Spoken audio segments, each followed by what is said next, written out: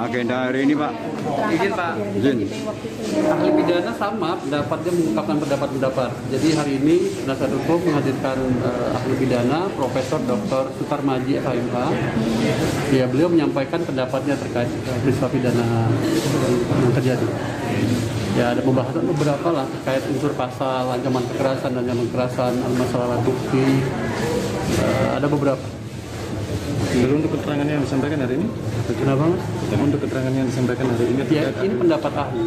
Ya, jadi netral, pendapat ahli apa disampaikan ya, yang ditanyakan kita, yang ditanya penasihat hukum, dan majelis, dia menjelaskan pendapatnya. Terkait keabsahan alat bukti surat dan sebagainya. Ada yang beda nggak Pak dengan yang ahli pidana waktu itu Pak? Kurang lebih nggak begitu berbeda. Sama yang dijelaskan kan karena memang penjabaran teori-teori juga, ada teori-teori pidana juga. Untuk agenda besok Pak? Masih saksi ajak dari penasihat hukum sampai hari Jumat. Pak, tapi kalau yang keterangan hari ini berarti nggak ada istilah meringankan terdakwa atau apa? Ya, kan pendapat ya, pendapat ya. Oke, makasih ya Pak. Satu ya. Saksi ahli Pak ya? Ya. Besok saksi ahli juga Pak? Nggak tahu saya, besok masih saksi katanya, nggak tahu ahli keterangan atau ahli apa aja yang penting dari ini disampaikan tentang ya terkait unsur pasal ada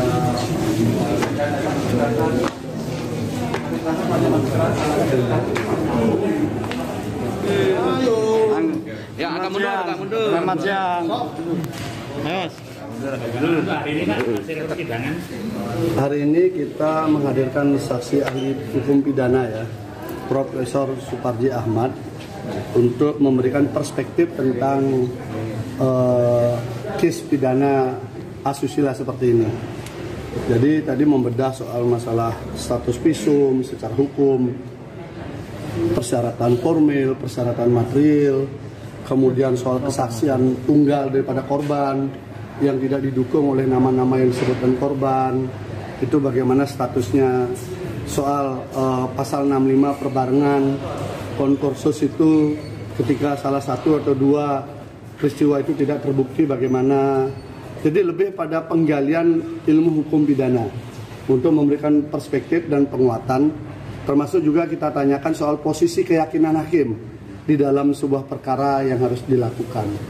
Apakah murni harus berangkat dari alat-alat bukti persidangan atau keyakinan hakim itu bisa datang dari luar? Artinya kan kadang-kadang peradilan opini, tekanan publik, kan itu. Tapi tadi disampaikan oleh saksi ahli bahwa keyakinan hakim itu harus tumbuh dari fakta-fakta persidangan, bukan dari tempat yang lain. Nah ini kan mudah-mudahan bisa menjadi panduan kita bersama kan. Kan ujungnya nanti kan hakim yang memutuskan.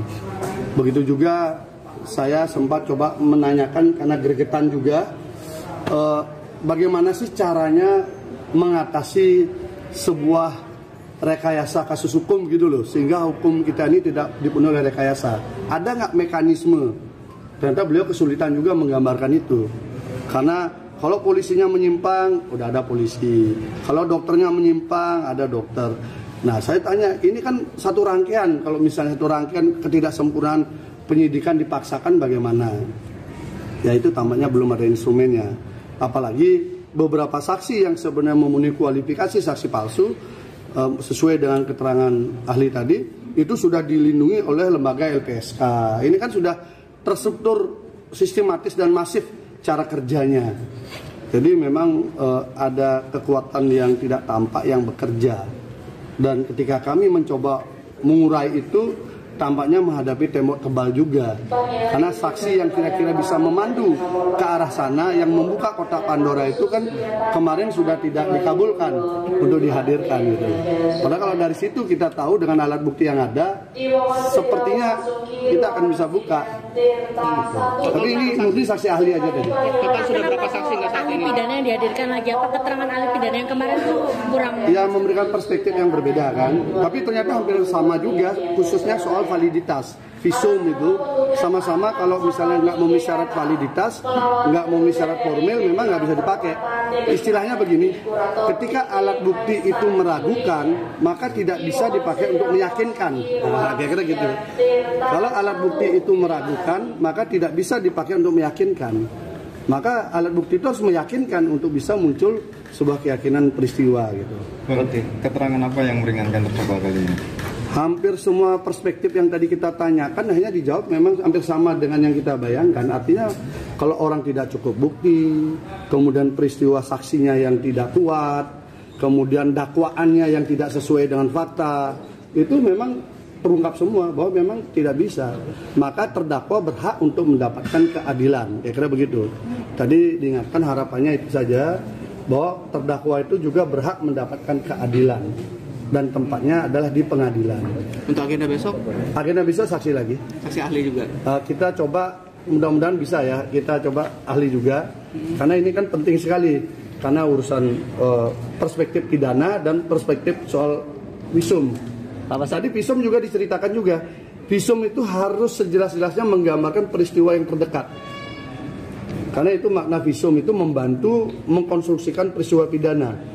Nah, tetapi kalau visumnya terlalu jauh, maka dia akan kabur, tidak bisa memperspektifkan, memperkuat peristiwa pidananya gitu. Sehingga visum seperti itu tidaklah akurat.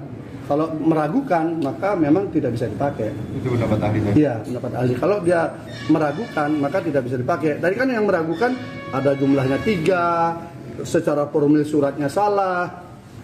Kemudian saya tanya juga, di dalam dakwaan disebutkan visum 2018. Sementara laporan korban 2019, jadi 1 tahun lebih visumnya sudah ada, baru orangnya melapor. Ini kan tidak rapinya skenario kan. Kemudian 2019 ada lagi visum berikutnya setelah melapor. Ini bagaimana? Makanya ketidaksesuaian, prosesnya, keraguan-raguannya, itu disampaikan kesimpulannya begini. Kalau alat bukti itu meragukan, maka tidak bisa dipakai untuk meyakinkan. Itu prinsip dasarnya, sehingga harus dicari alat bukti yang bisa meyakinkan, bukan yang membangun keraguan. Nah, sementara itu yang kita sedang gali. Total berapa saksi nggak tadi, Pak? Berapa saksi? Sudah berapa saksi ya? Berapa saksi total? Total semua dengan ini ya, JPU ya. Waduh, udah banyak. Dari dari kita, karena ini problemnya kan begini. Saksi yang kita hadirkan kan ada saksi yang ada di BAP, yang sebenarnya menjadi kewajiban JPU. Tapi JPU kan enggak mau menghadirkan. Kami harus cari, memang tidak semua bisa kami hadirkan. Tapi mau bagaimana lagi? Tetapi tadi dijelaskan, saksi yang tidak dihadirkan di dalam persidangan tidak bisa dipakai. Karena semua perhitungan alat bukti adalah yang hadir di persidangan. Itu ahli mengatakan begitu.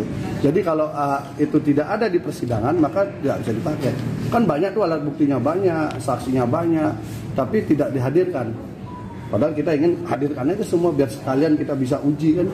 Tapi kan takut, kayak saksi yang sudah dihadirkan tuh malah memperkuat terdakwa. Pak, mau tanya, kalau awalnya benarkah di BAP itu 5 korban menjadi 1? Itu secara hukum gimana? Di dakwaan hanya 1, 5 itu ada di Kapolda. Bukan di BAP ya? Di Kapolda, Pak Niko yang ngomong di media. Catat itu. Pak, bisa berubah jadi 1 secara hukum? Pak Niko yang ngomong di media bahwa ada 5 korban, berkasnya dibawa ke kejaksaan. Masuk pengadilan tinggal 1. Itu faktanya. Capek juga kita. Agenda selanjutnya Kamis ya? Hah? Agenda selanjutnya nanti? Iya, besok juga. Oh besok ya? Besok. Oke. Pokoknya sampai Jumat. Ahli apa Pak? Besok ahli apa Pak? Adalah. Oke. Takutnya nanti kalau kita bilang alhamdulillah. Untuk keyakinan hakim aja. Ya, membangun perspektif bersama tentang pidana itu seperti apa, kan perlu juga kan. Kadang kita perlu disegarkan juga oleh pakar hukum kan. Karena rutinitas kadang kita salah perspektif kan membaca. Ilmu-ilmu hukum kan berkembang. Oh, satu hal lagi tadi dikatakan soal kekerasan dan ancaman kekerasan. Kalau dalam KUHP itu ancaman kekerasan itu harus dalam bentuk ancaman menuju ke fisik. Karena itu KUHP itu dari peninggalan zaman Belanda. Beda dengan undang-undang KDRT, tidak pidana kekerasan seksual yang baru ya, di mana psikis kan masuk di dalamnya. Ini kan pasalnya pasal KUHP kan. Ancaman yang lewat dia. Iya, itu selama tidak bisa dibuktikan di dalam persidangan tidak bisa dipakai. Tadi tegas sampaikan semua struktur ancaman, apalagi melalui alat-alat medsos dan sebagainya harus bisa dihadirkan di persidangan. Selama tidak bisa dia dihadirkan di persidangan, tidak dianggap sebagai sebuah alat bukti. Karena dia nggak hadir di persidangan dan memang nggak ada sampai sekarang. Sampai sekarang ancaman yang WA itu belum pernah bisa dihadirkan di sidang sampai sekarang.